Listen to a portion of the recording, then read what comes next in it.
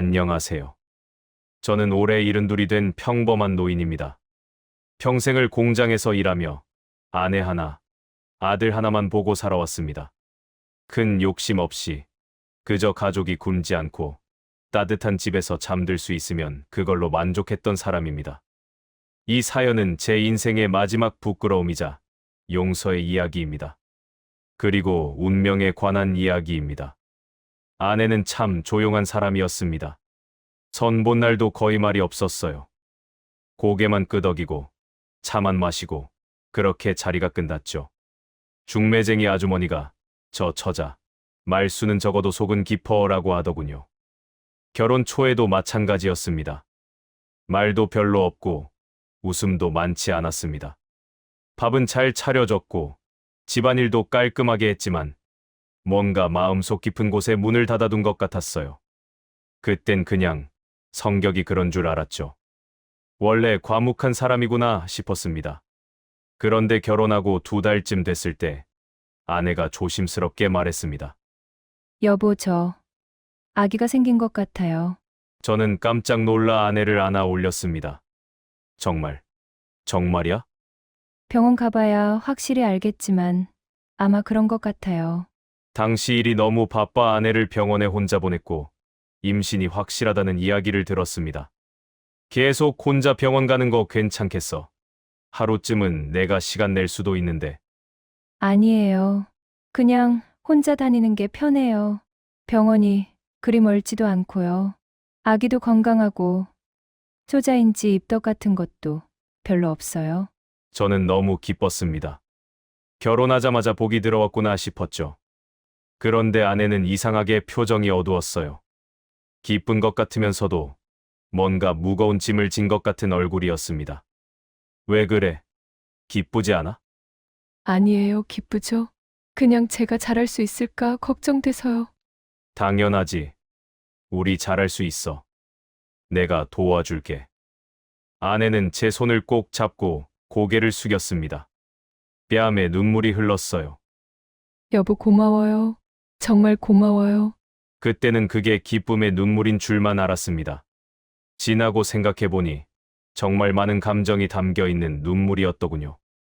아들 이름은 민수라고 지었습니다. 100일 때부터 웃음이 많은 아이였어요.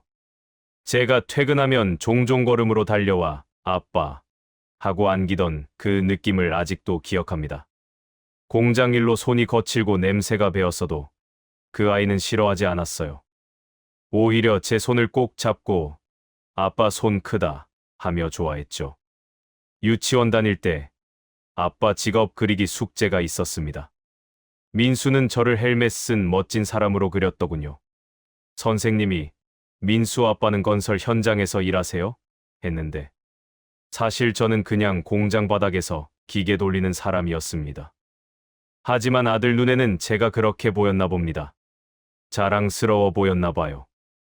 정말 착하고 사랑스러운 아이였죠.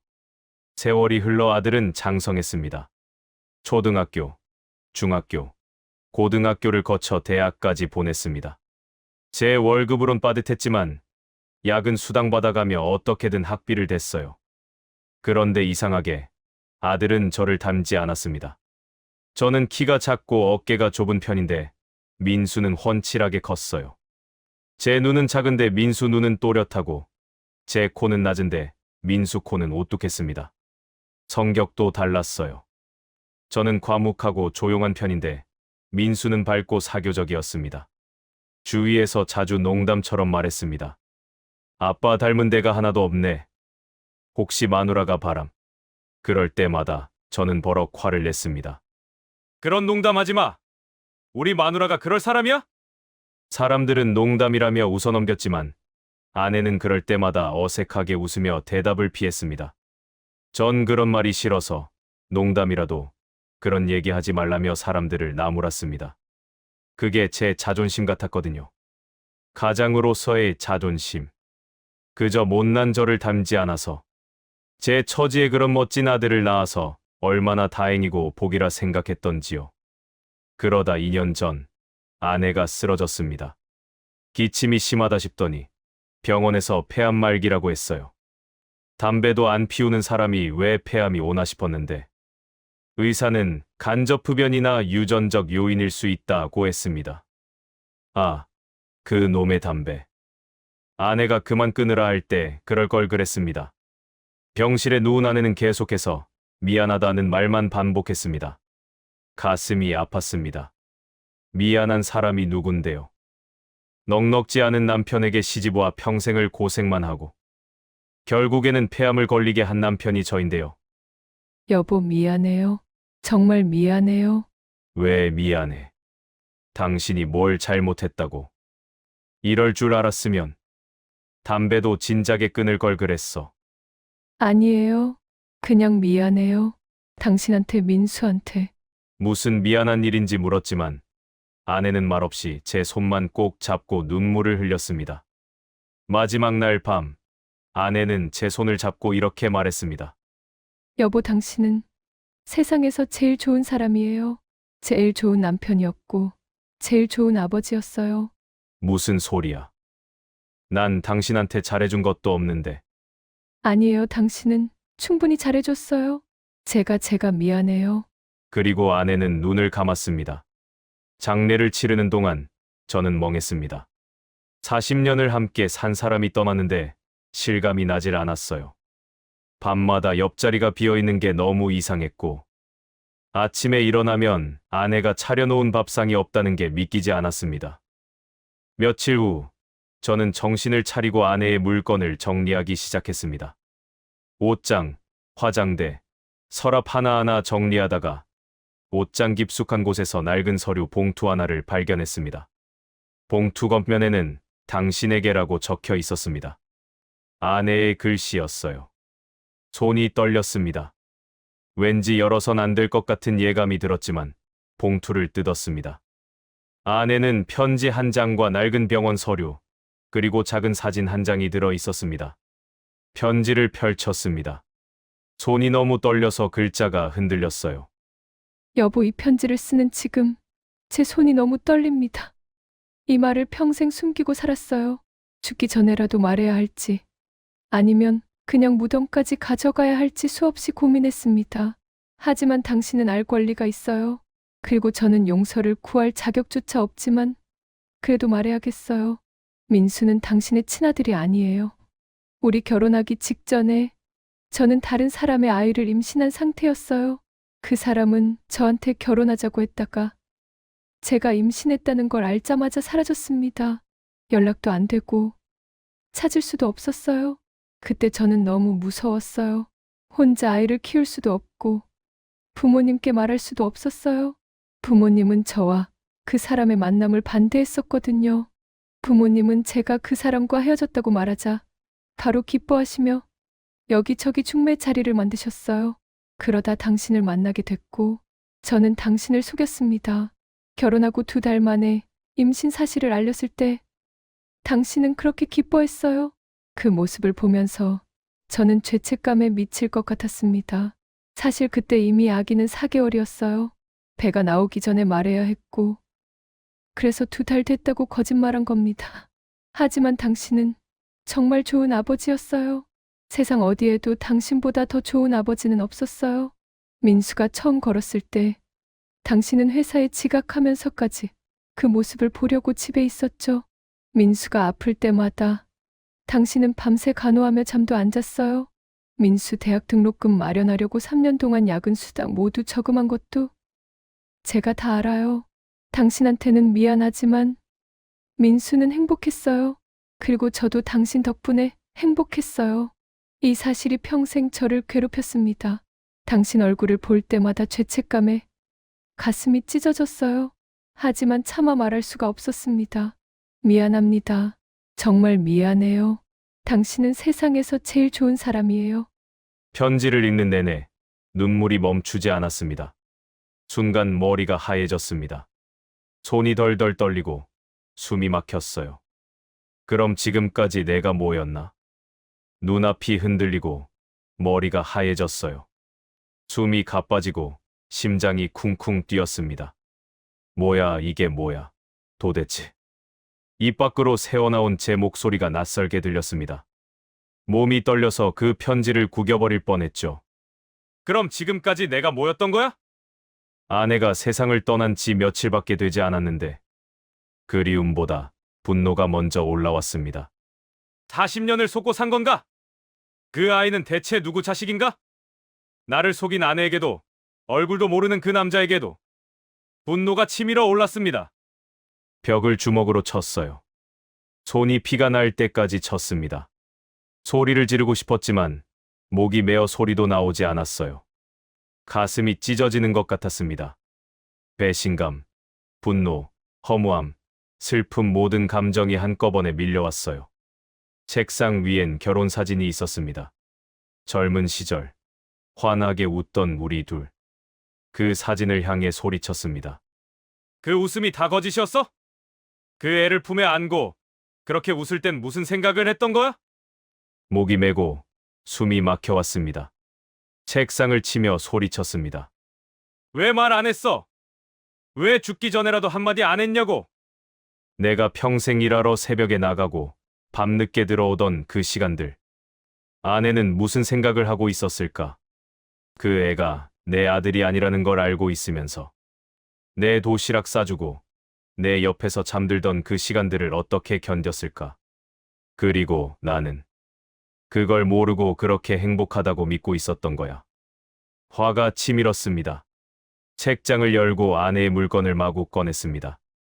그녀의 옷, 스카프, 향수. 모든 게 눈에 거슬렸습니다. 이걸 다 불태워버릴까? 이 여자, 나를 속였는데 왜 아직 이렇게 그립지? 분노와 미련이 뒤섞여 머리가 터질 것 같았습니다. 그날 밤 술을 마셨습니다. 혼자 소주 2병을 비웠습니다. 입안에선 쓰디쓴 알코올 냄새가 올라왔고 눈물이 뺨을 타고 흘렀습니다. 그 애가 내 아들이 아니면 내가 이 세월 동안 사랑한 건 뭐야? 병을 바닥에 던졌습니다. 유리가 깨지는 소리가 방 안을 메웠습니다. 그 소리에 놀라서 잠에서 깬 듯. 한순간 정신이 멍해졌습니다. 바닥에 흩어진 유리 조각 사이로 아내의 웃는 얼굴이 담긴 액자가 쓰러져 있었습니다. 사진 속 그녀는 여전히 저를 보고 있었습니다. 그 미소가 너무 미웠습니다. 그런데 그 미움 뒤에는 이상하게도 지독한 슬픔이 숨어 있었습니다. 너는 왜 나한테 그랬어? 조용히 중얼거렸습니다. 소리칠 힘도 욕할 기운도 남지 않았습니다. 그저 배신감이 천천히 피처럼 번져갔습니다. 그 애가 내 아들이 아니었다면 나라는 사람은 도대체 뭐였을까? 한평생 가장으로 살아왔다고 믿었던 삶이 하룻밤 사이에 무너졌습니다. 내가 아버지라 믿었던 그 이름이 가짜가 되어버린 것 같았어요. 침대 위에 누워 천장을 바라봤습니다. 아내가 죽기 전 마지막으로 남긴 미안해요라는 말이 계속 귀에 맴돌았습니다. 그 미안함의 무게를 이제야 이해했습니다. 그녀는 평생 그 짐을 지고 살았겠죠. 하지만 그걸 알았다고 해서 당장 용서가 되는 건 아니었습니다. 오히려 더 아팠습니다. 그렇게 밤을 꼬박 새웠습니다. 창밖이 서서히 밝아오를 무렵 몸속의 모든 힘이 빠져나간 것 같았습니다. 그때 문득 떠올랐습니다. 아내가 아플 때 민수가 얼마나 울었는지, 얼마나 병원에 매달렸는지를. 그 아이의 울음 속엔 진심이 있었어요. 그건 거짓일 수가 없었습니다. 그래, 그 애는 죄가 없지. 그제야 조금씩 정신이 들었습니다. 분노의 불길이 꺼지고 나니 남은 건 허무함과 슬픔뿐이었어요. 그렇게 분노의 밤은 끝났습니다. 하지만 그 상처는 오랫동안 마음 한구석에 남았습니다.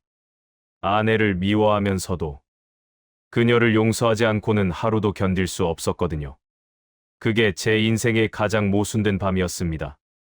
다음 날 민수가 찾아왔습니다. 아버지, 괜찮으세요? 어제 전화 안 받으셔서 걱정했어요. 저는 민수 얼굴을 제대로 쳐다볼 수가 없었습니다. 이 아이가 내 아들이 아니라고? 40년 동안 내가 키운 이 아이가? 민수는 제 손을 보더니 깜짝 놀랐습니다. 아버지, 손에서 피가 나잖아요. 뭐 하신 거예요? 아무것도 아니다. 그냥 넘어졌어. 병원 가야 돼요. 같이 가요. 민수는 제 손을 붙잡고 약국으로 데려갔습니다. 소독약을 사서 정성스럽게 상처를 닦아주고 밴드를 붙여줬어요. 아버지, 요즘 많이 힘드시죠? 엄마 돌아가신 지 얼마 안 됐는데 제가 자주 올게요. 그 말을 듣는 순간 가슴이 무너졌습니다. 이 아이는 아무것도 모르는구나. 이 아이에게 무슨 죄가 있나. 하지만 저는 차마 아무 말도 할 수 없었어요.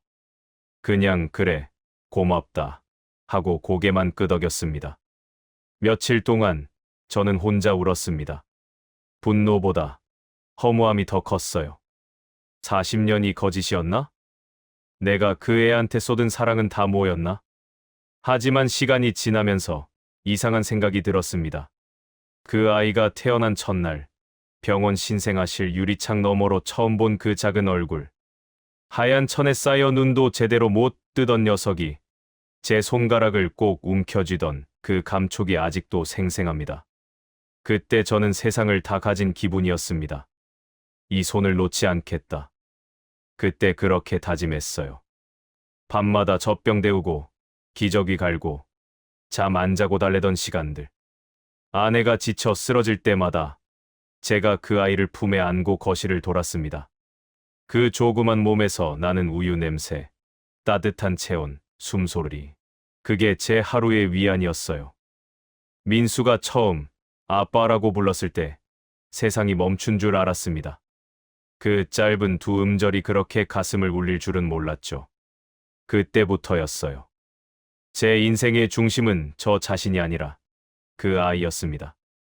민수가 3살 때 독감이 심하게 걸렸습니다. 밤새 40도가 넘는 열에 아이는 헛소리를 했어요. 그 조그만 손이 제 손을 찾길래 꼭 잡고 말했죠. 괜찮아. 아빠가 있잖아. 아빠가 다 나아지게 해줄게. 그날 새벽, 아내가 잠깐 깜박 졸 때도 저는 아이 옆에서 손수건으로 이마를 닦고 있었습니다. 그 작은 숨결이 조금이라도 고르지 않으면 가슴이 쿵 내려앉았어요. 그 아이가 아픈 게 마치 제 살이 베이는 것 같았으니까요. 초등학교 입학식 날. 작은 교복이 헐렁하게 어깨에 걸쳐 있었는데 그 모습이 어찌나 대견하던지. 그날 저는 일부러 회사에 연차를 냈습니다. 민수가 운동장에 서서 교장 선생님 말을 듣는 동안 저는 사진을 10장도 넘게 찍었어요. 집에 와서 아내한테 자랑했습니다. 우리 아들, 진짜 멋지지? 아내는 웃으면서도 어딘가 복잡한 표정이었지만 그땐 몰랐죠. 그 웃음 뒤에 어떤 비밀이 숨어 있었는지. 민수가 7살이던 해 자전거를 가르쳐줬습니다. 처음에는 무서워서 페달을 밟지도 못하던 아이가 아빠, 나 넘어질까 봐 무서워 하며 울먹였어요. 그때 저는 뒤에서 안장을 잡고 조용히 말했습니다. 괜찮아. 아빠가 잡고 있다. 아빠가 절대 안 놓을게.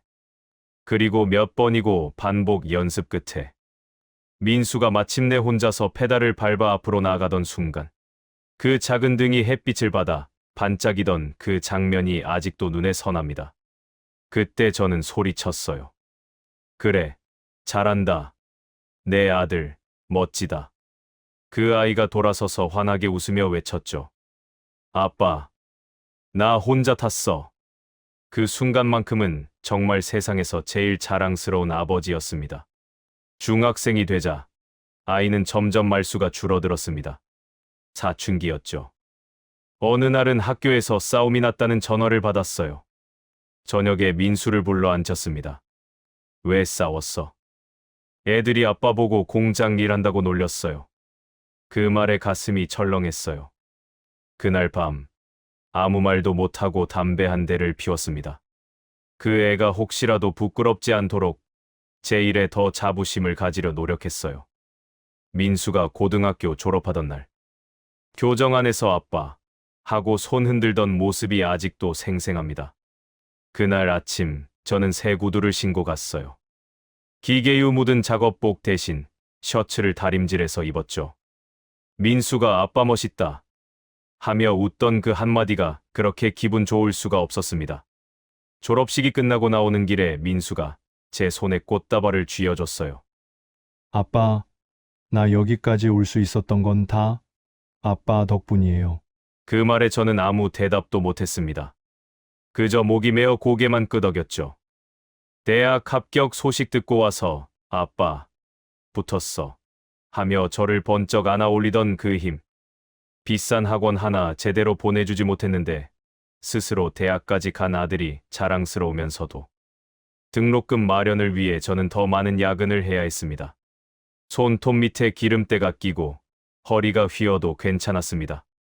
민수가 공부할 수 있다면, 그 아이가 나보다 나은 삶을 살 수 있다면, 그게 제 인생의 목표였으니까요.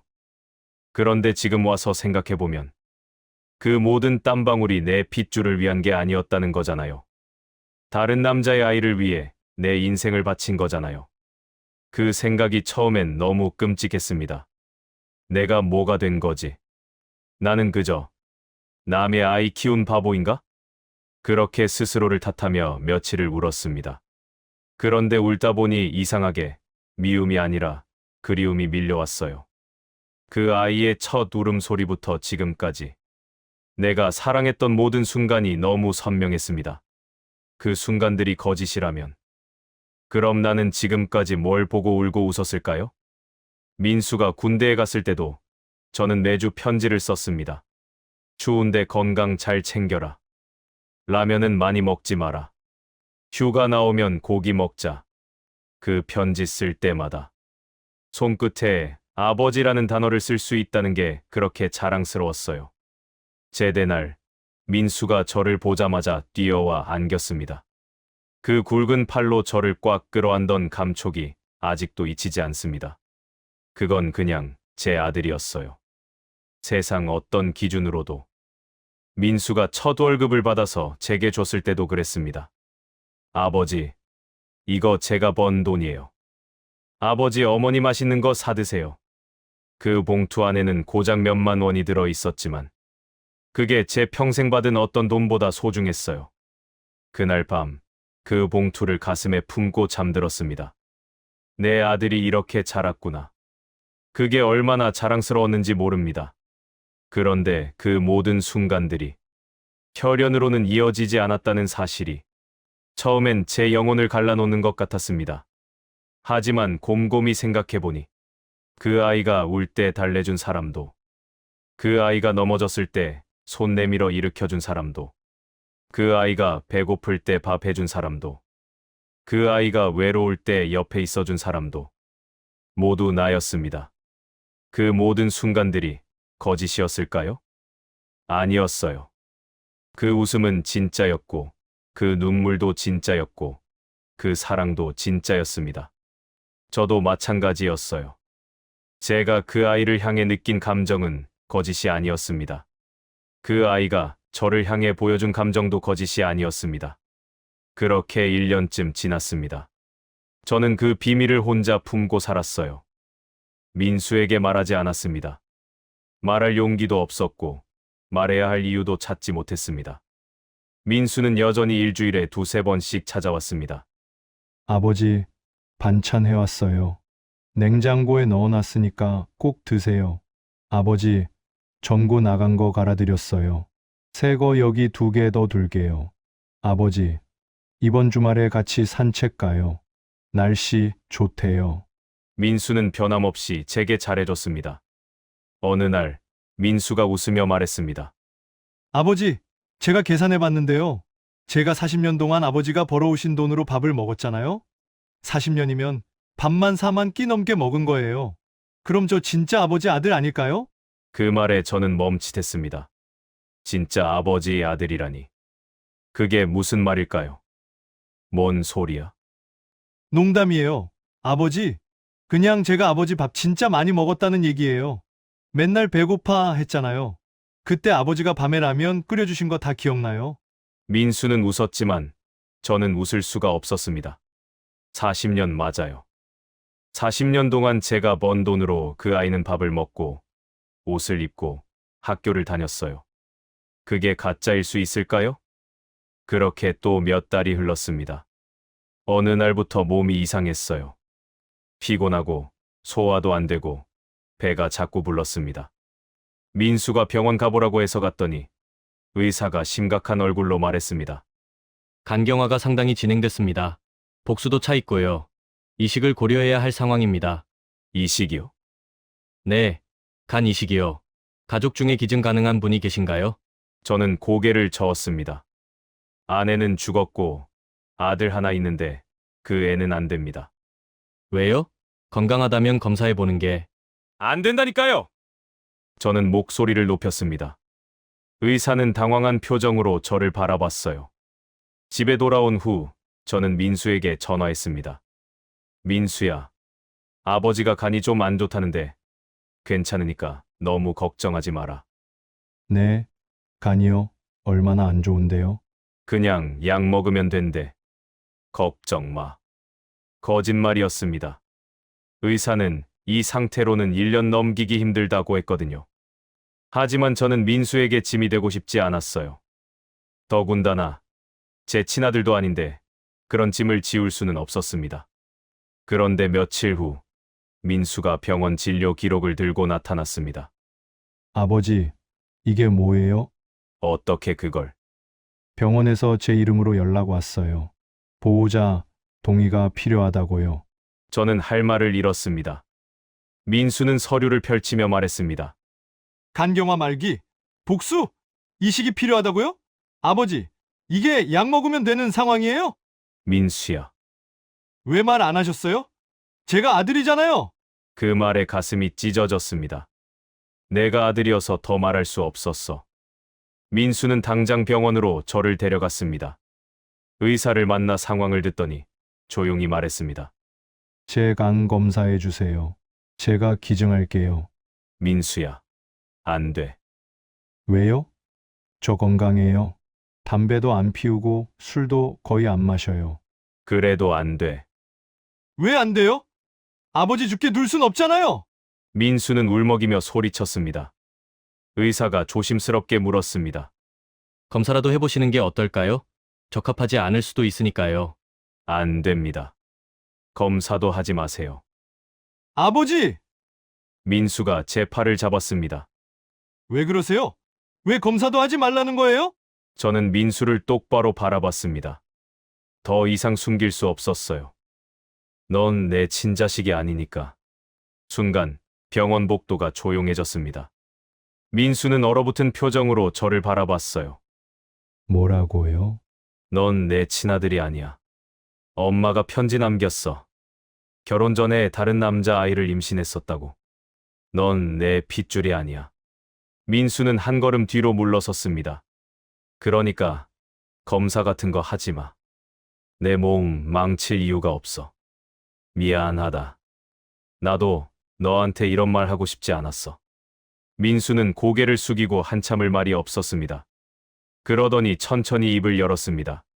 그래도 검사는 해볼게요. 민수야! 아버지, 저 아들 아니어도 검사는 할 수 있잖아요. 왜 그래? 넌 내 인생 살아야지.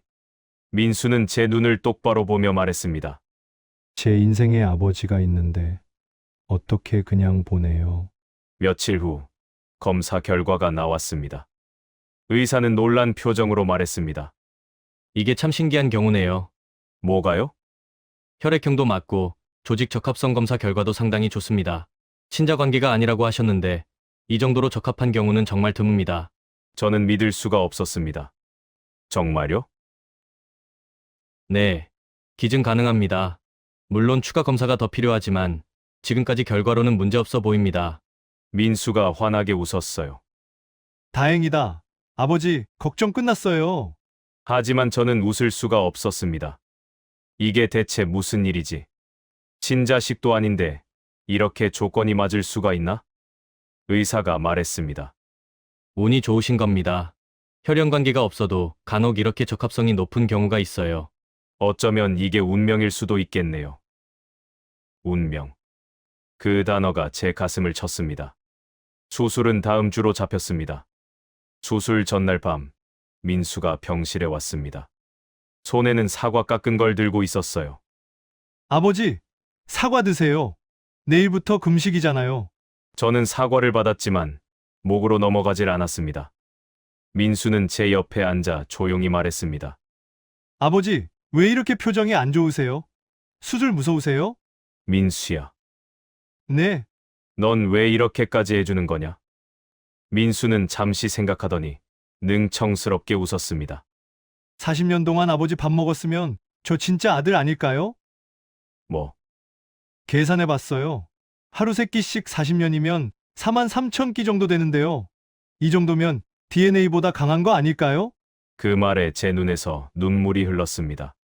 몇 달 전 집에 왔을 때 민수가 했던 이야기입니다. 아, 민수는, 제 아들은 이미 다 알고 있었던 겁니다. 본인이 제 친자식이 아니라는 걸. 그 사실이 가슴을 파고들면서 숨이 막히는 것 같았습니다. 얼마나 속상하고 얼마나 혼자 마음을 끓였을까.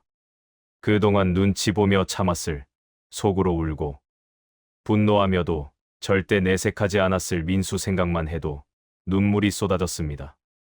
어린 시절부터 지금까지 민수가 얼마나 많이 마음속으로 싸워왔을지 상상하니 가슴이 미어졌습니다.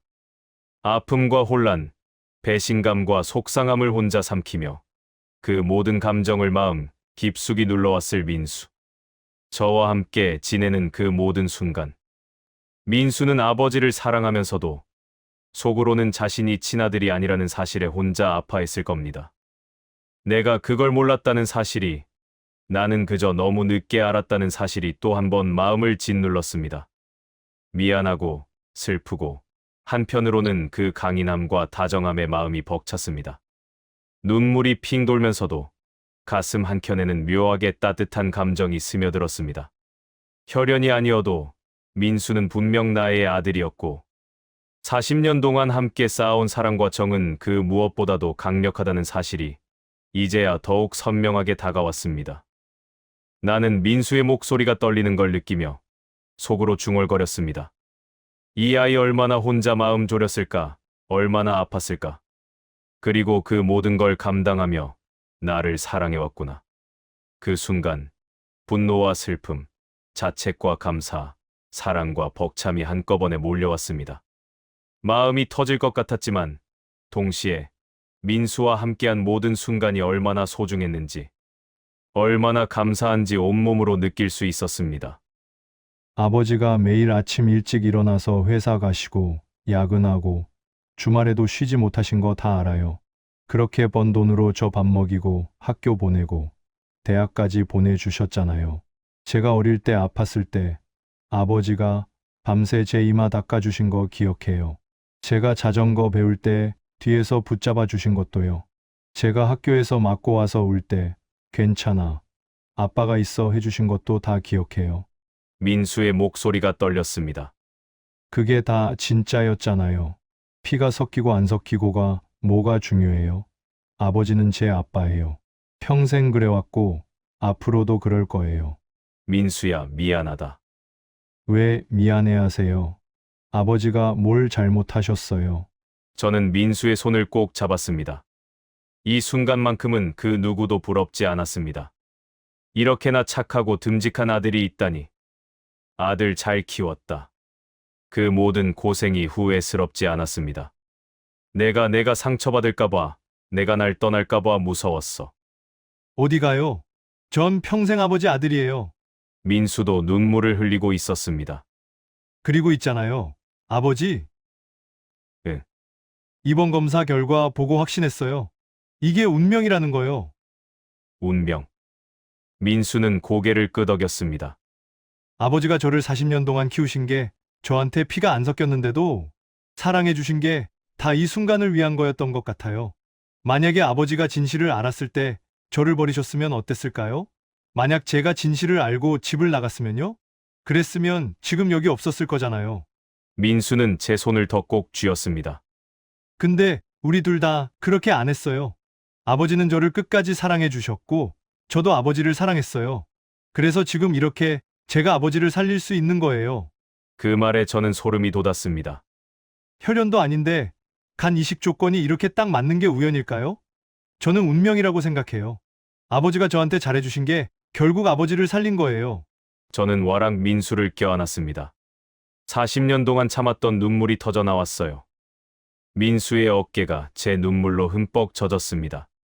고맙다. 정말 고맙다. 아버지가 뭐 고마워요. 제가 더 고마운데, 내가 내 아들이어서 정말 다행이다. 저도요. 아버지, 저도 아버지 아들이어서 행복해요. 그렇게 우리 부자는 한참을 끌어안고 울었습니다. 다음 날 아침, 수술실로 가는 시간이 됐습니다. 민수가 먼저 수술복으로 갈아입고 나왔어요. 웃으면서 말했습니다. 아버지, 제 간 깨끗해요. 30년 동안 잘 써주세요. 바보 같은 놈. 아버지가 더 바보세요. 혼자 그렇게 속 끓이고 계셨어요? 간호사가 민수를 휠체어에 태웠습니다.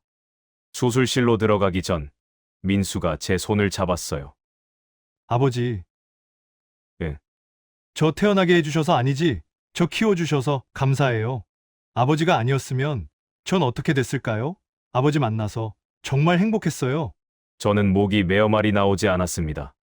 그저 민수의 손을 꼭 잡았어요. 수술 잘하고 나올게요. 금방 올게요. 민수는 수술실 안으로 들어갔고 저도 곧 들어갔습니다. 수술 시간은 8시간이었습니다. 그 8시간 동안 저는 계속 기도했습니다. 제발 이 아이만은 지켜주세요. 제가 대신 죽어도 되니까 이 아이만은. 수술은 성공적이었습니다. 의사가 나와서 말했습니다. 두 분 다 괜찮습니다. 간 기능도 정상이고요. 회복 잘하시면 일상생활 가능합니다.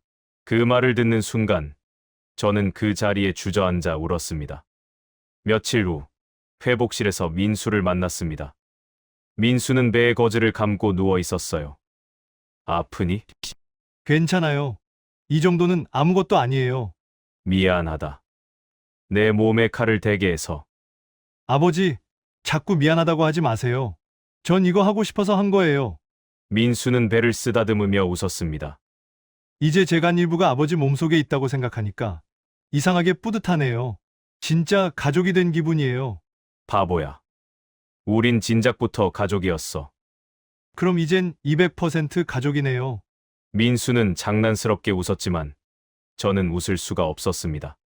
가슴이 벅차올랐어요. 제 몸속에 이제 민수의 간이 있습니다. 민수의 일부가 저를 살리고 있어요. 이게 운명이 아니면 뭘까요? 한 달 후, 우리는 함께 퇴원했습니다. 집으로 돌아오는 차 안에서 민수가 조용히 말했습니다. 아버지, 생각해 봤어요. 뭘? 만약 제가 대학교 때 진실을 알고 집을 나갔으면 어땠을까 하고요. 그랬으면 아버지 혼자 사셨을 거잖아요. 그리고 간 아플 때 저 없었으면 이식도 못 받으셨을 거고요. 아버지 돌아가셨을 거예요. 민수는 창밖을 보며 계속 말했습니다. 근데 전 그렇게 안 했어요. 왜냐면 아버지가 제 아빠니까요. 그래서 지금 이렇게 아버지 옆에 있는 거고, 아버지는 제 간으로 살아계신 거고. 민수야. 만약 아버지가 결혼 직후에 진실을 아셨으면 어땠을까요? 엄마 배에 있는 게 다른 남자아이라는 걸 아셨으면 아마 못 키우셨겠죠? 그랬을 거야. 그랬으면 저는 태어났어도 고아원에 갔거나 다른 집에 입양됐을 거예요. 아버지는 만나지도 못했을 거고요. 민수의 목소리가 떨렸습니다. 그럼 지금 이 순간도 없었겠죠. 아버지는 간 이식 못 받아서 돌아가셨을 거고, 전 아버지가 세상에 있는지도 모르고 살았을 거예요. 저는 아무 말도 할 수 없었습니다. 근데 아버지는 저를 키우셨어요. 40년 동안 사랑해 주셨어요. 그게 결국 아버지를 살린 거예요. 신기하지 않아요? 민수는 눈물을 닦으며 웃었습니다. 이게 운명이 아니면 뭐겠어요. 아버지가 저한테 베푼 사랑이 40년 뒤에 아버지를 살린 거예요. 그 말에 저는 눈물이 왈칵 쏟아졌습니다. 맞아요. 만약 제가 진실을 알고 그 아이를 버렸다면, 만약 민수가 진실을 알고 저를 떠났다면, 저는 지금 이 세상에 없었을 겁니다. 제가 그 아이를 사랑한 40년이 결국 저를 살린 겁니다. 운명이었던 거예요. 집에 도착해서 민수는 제가 눕도록 도와줬습니다. 아버지, 오늘은 푹 쉬세요. 제가 저녁 해놓고 갈게요. 넌 아직 몸이 안 좋잖아. 배달시켜 먹자. 괜찮아요. 간단하게 죽만 끓일게요. 민수는 부엌으로 갔습니다. 냄비 소리, 물 끓는 소리가 들렸어요. 저는 누워서 천장을 바라봤습니다. 이 아이가 내 아들이 아니라는 게 중요한가? 40년 동안 함께한 시간이 거짓이 되나? 내가 이 아이를 사랑한 마음이 가짜가 되나?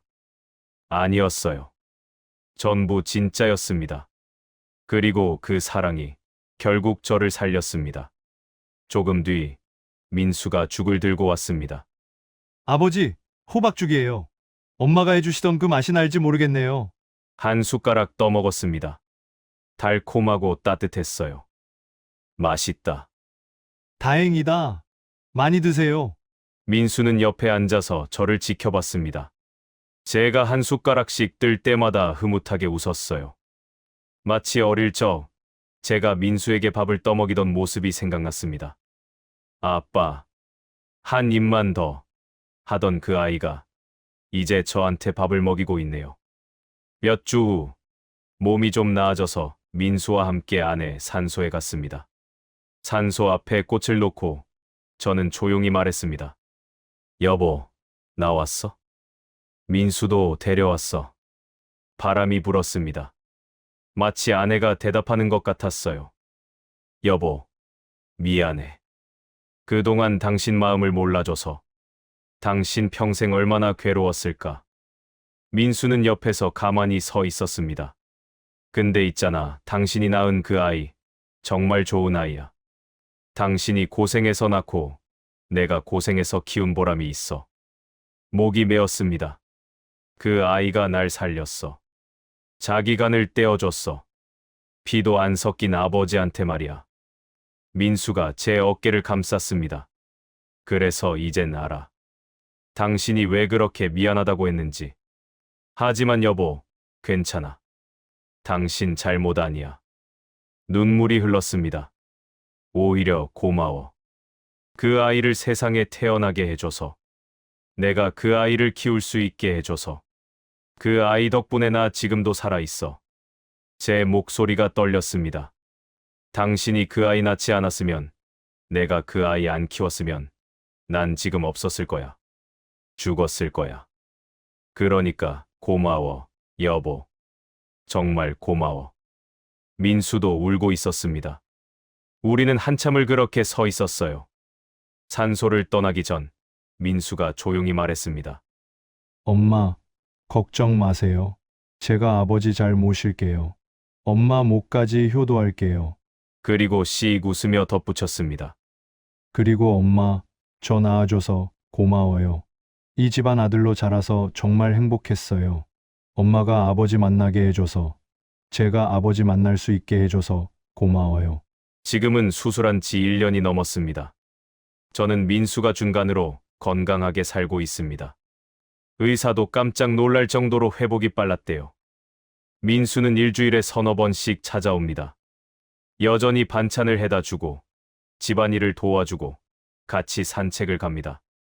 어제는 민수가 손주를 데려왔어요. 5살짜리 꼬마 녀석이 저를 보더니 할아버지 하고 안기더군요. 할아버지, 나 오늘 유치원에서 그림 그렸어. 그래? 뭐 그렸는데? 우리 가족 여기 아빠, 여기 엄마, 여기 나, 여기 할아버지. 그림을 보니 4명이 손잡고 있는 모습이었습니다. 할아버지가 제일 크게 그렸어. 왜? 할아버지가 제일 중요하니까. 그 말에 눈시울이 뜨거워졌어요. 민수가 웃으며 말했습니다. 아버지, 이 녀석도 아버지 많이 좋아해요. 맨날 할아버지 보고 싶어 해요. 그래. 네, 이 녀석한테 할아버지가 제일 멋진 사람이래요. 손주 녀석이 제 손을 잡고 말했습니다. 할아버지, 나 할아버지 밥 먹을래. 하, 그래. 할아버지가 맛있는 거 해줄게. 그 순간 40년 전이 떠올랐습니다. 민수도 저렇게 제 손을 잡고 아빠, 배고파 했었죠. 세월이 흘러 이제는 손주가 제 손을 잡고 있네요. 피가 섞이지 않은 할아버지와 손주지만 그게 뭐가 중요할까요? 이 아이도 저를 할아버지라고 부릅니다. 그걸로 충분합니다. 밤에 혼자 앉아서 가끔 생각합니다. 만약 모든 게 달랐다면, 만약 아내가 결혼 전에 진실을 말했다면, 만약 제가 민수를 키우지 않았다면, 만약 민수가 진실을 알고 떠났다면, 만약 간 이식 조건이 안 맞았다면, 그 중 하나라도 어긋났다면, 지금 저는 여기 없었을 겁니다. 하지만 모든 게 이어졌어요. 아내는 진실을 숨기고 저와 결혼했고, 저는 민수를 40년 동안 사랑했고, 민수도 진실을 알고도 저를 사랑했고, 기적처럼 간 이식 조건이 맞았고, 그래서 지금 제가 살아 있습니다. 이게 운명이 아니면 뭘까요? 제가 민수를 버리지 않은 게 결국 제 목숨을 구한 겁니다. 사랑이 사랑을 낳고 그 사랑이 생명을 구한 겁니다. 며칠 전 민수가 물었습니다. 아버지, 후회하세요? 저 키운 거? 저는 단호하게 대답했습니다. 단 한 번도. 정말요? 정말이야. 내가 내 핏줄이 아니어도 난 너를 내 아들로 키운 게 자랑스러워. 그리고요? 내 덕분에 내가 살았잖아. 내가 너를 안 키웠으면 지금 이 순간 나는 없었어. 이게 하늘이 정해준 인연이야. 운명이고. 민수는 빙그레 웃었습니다. 저도요. 아버지, 저도 아버지 아들로 자란 게 정말 행복해요. 아버지 아니었으면 전 어떻게 됐을까요? 고맙다. 민수야. 아니에요. 제가 더 고마워요. 아버지가 저를 사랑해 주셔서 제가 아버지를 사랑할 수 있어서 고마워요. 그렇게 우리는 웃었습니다. 이제 저는 이렇게 생각합니다. 가족이란 피로 정해지는 게 아니라 마음으로 만들어지는 것이라고. 40년 동안 함께 밥을 먹고, 함께 웃고, 함께 울고, 함께 살아온 시간이 어떤 것보다 강하다고. 그리고 사랑은 돌고 돈다는 것을. 제가 민수에게 베푼 사랑이 40년 뒤에 제 목숨을 살렸습니다. 이게 우연일까요? 아니에요. 운명입니다. 아내는 평생 죄책감 속에 살았겠죠. 그 무게를 혼자 짊어지고 살았을 겁니다. 하지만 이제는 알아요. 그게 잘못이 아니었다는 것을. 아내가 그 아이를 낳아줘서, 제가 그 아이를 키워서, 그 아이가 저를 사랑해줘서 지금 제가 살아있는 겁니다. 이 모든 게 연결돼 있어요. 만약 하나라도 어긋났다면 지금의 저는 없었을 겁니다. 그래서 이제는 아내에게 말하고 싶습니다. 여보, 괜찮아. 당신 잘못 아니야. 오히려 고마워. 나한테 가장 소중한 선물을 줘서, 내 생명을 살린 아들을 줘서, 그리고 민수에게도 말하고 싶습니다.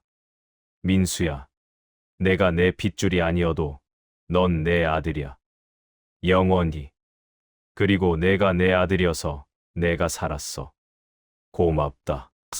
이 사연을 듣는 여러분께 묻고 싶습니다. 가족이란 뭘까요? 피일까요? 아니면 마음일까요? 저는 이제 확신합니다. 가족은 함께 보낸 시간이 만들어내는 것이라고. 그리고 사랑은 결코 사라지지 않는다는 것을. 당신이 누군가에게 베푼 사랑은 언젠가 당신에게 돌아옵니다. 40년 뒤에라도.